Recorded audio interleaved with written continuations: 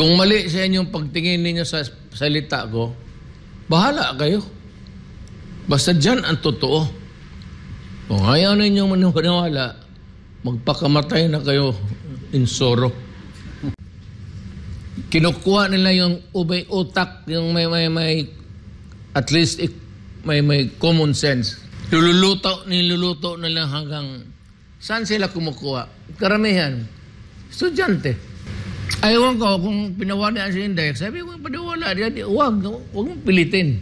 You strengthen the PMT and ROTC para i-control yung mga tao na yan kung sino. At least sa eskwelahan pa lang, identified na sila. At least doon may kalaban pa sila. Pero ayaw maniwala ng Congress, okay. Bahala kayo. Sabi ko, kay Inday, bitawan mo yan. Di mo kailangan yun. Ilang milyon na hawakan mo, peace and order fund. Davao, well spent. Mayroon naman tayong ipakita, tayong mga Duterte, anong binigay namin sa Pilipinas. We gave you sa junction ito noon ng MI, MN, in PA. We made it a beautiful city because we simply told our enemies that we love them. That we do not hate them, that we can exist together by just loving at sharing. Yun ang millions of fans na dinududa nila na kinuha namin, binulusan namin. Ang ayaw ko dyan kasi, hindi ako nagalit dyan sa by itself yung confidential funds. Itong members of Congress na dyan sa left. Hindi nila alam na marami akong kaibigan dyan. Galing congressman ako eh. Pati yung mga empleyado. Sabi nanakawin lang yan, binubulsa lang yan.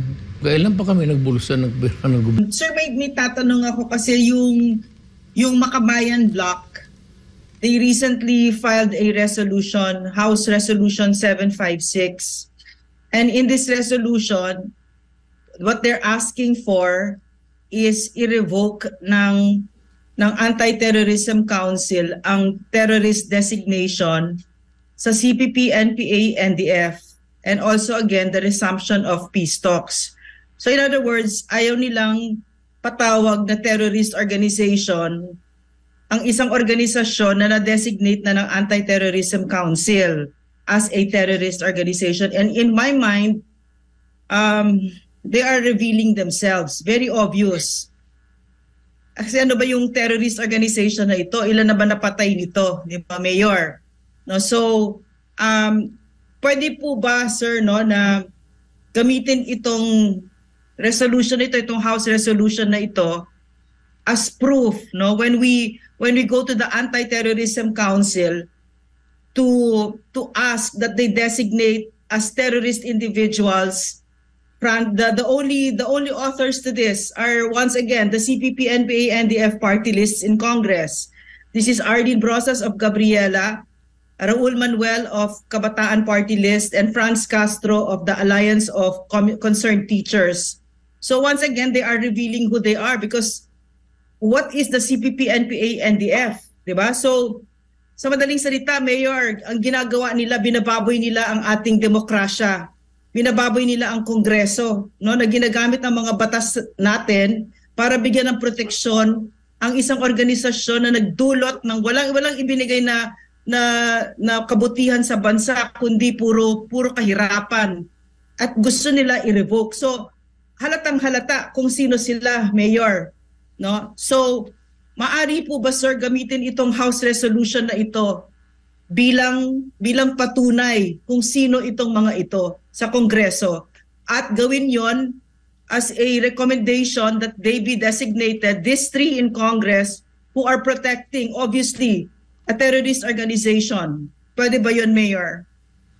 No, they cannot use that piece of paper to change everything of what we presently have, the overview of everything. A terrorist is a terrorist. A terrorist is a communist. A communist can be is a woman or a man or with pretended ambience living in a outside world, kunwari, but deep inside, they are really communist or leftist na kalaban ng gobyerno whose ultimate objective is to overthrow the government. Ngayon, yung mga purma na yan, pumasok sila, yung hardcore, yung nasa bukid, nagdadala ng baril, yung mga lieutenants, mga commanders, pati yung mga nasa baba, ang tawag nila, nagpaligal. Ang status is parang nagpaligal. Yung iba, pumasok sa Kongreso. Kasi dahil inamend ni Cory yung Constitution, unprovided party list. May partido ka, ang boto is not universal in the Pilipinas. Kung makagarner ka lang ng mga 300 something or 200 more than 200 something, representante ka na. Nag-create ito sila ng mga political party list. Kaya yung mga yan na nanalo, nandyan ngayon sa Kongreso. Kaya anything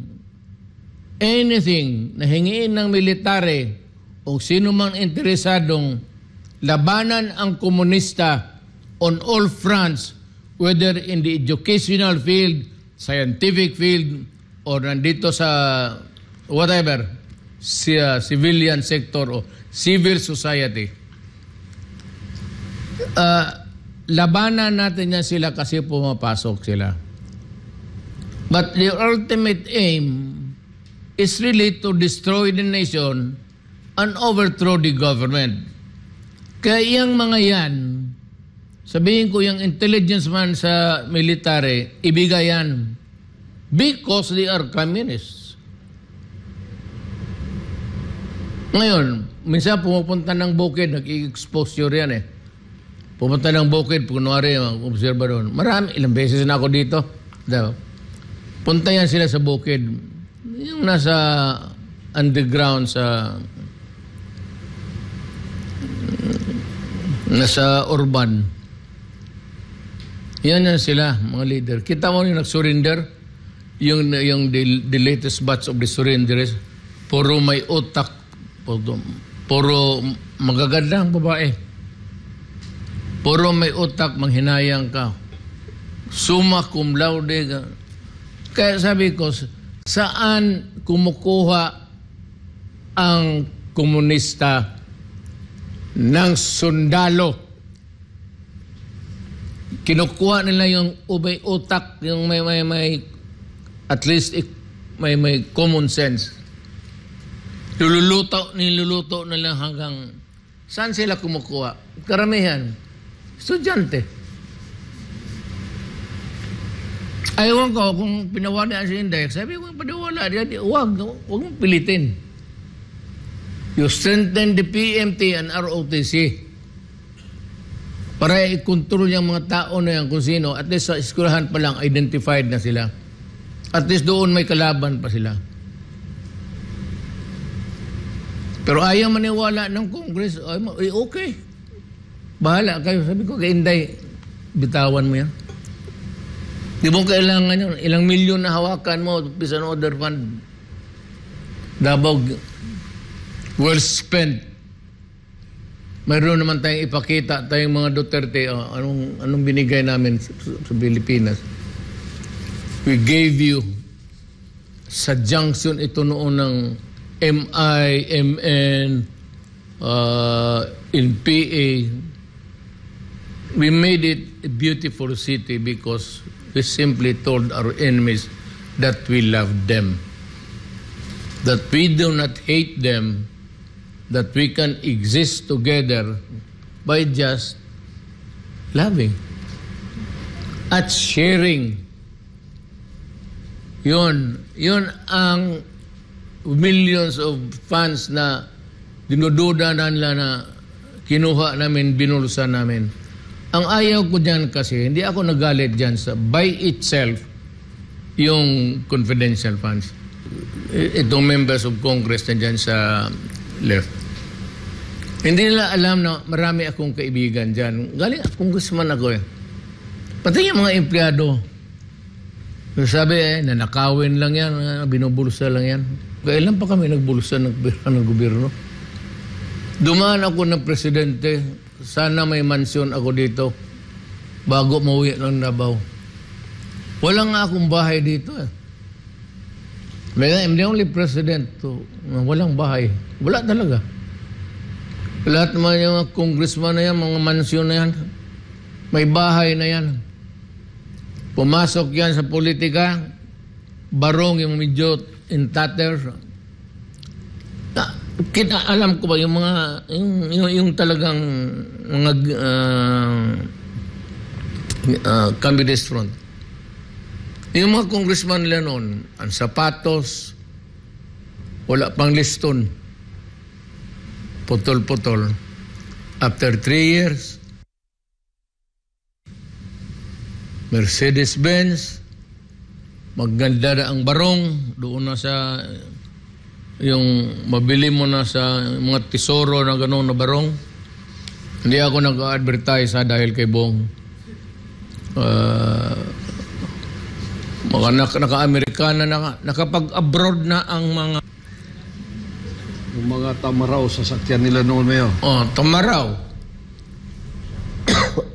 Kung hindi yung SUV na malalaki, bulahin ninyo ako. Nakita ko with my own eyes. Alam mo, hindi ako, kayo mga Pilipino, hindi ako nagbubula. Ayaw ko rin mamakak. Makak sa Tagalog. Dungaling. Wala akong obligasyon sa Bible o sa Philippine Constitution. Wala akong sinabi na hindi ka kailangan hindi ka kailangan magsalita maski mali. Kung mali sa inyong pagtingin ninyo sa salita ko, bahala kayo. Basta dyan ang totoo. Kung ayaw ninyo maniwala, magpakamatay na kayo in sorrow. Inyong konsumisyon yan, hindi amin. Hindi man kami nagnakaw. Kaya ang ayaw ko doon sa anak ko, kaya ako napilitan matagal ako nag-time. Yung bang sa mga newspaper na naglabasa na quote na ito, quoted ito si Kunga saying, wala, ibubulsa na yan na nakawin nila. Ako, presidente, tanungin mo yung baski sinong empleyado dyan. Magtanong ka lang ni isang empleyado sa Office of the President, sa labas, sa clerk dyan. Tanungin mo lang sila kung naghawak ba ako ni 10 piso dyan. Na nagpirma ako dyan ng para pang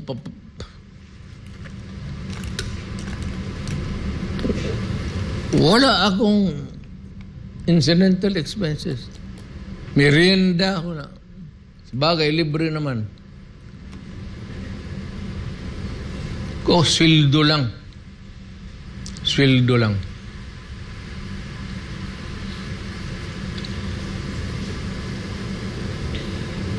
Okay. Kaya, itong mahirap kasi puro sa karami ng tulisan dito sa Pilipinas, Pastor.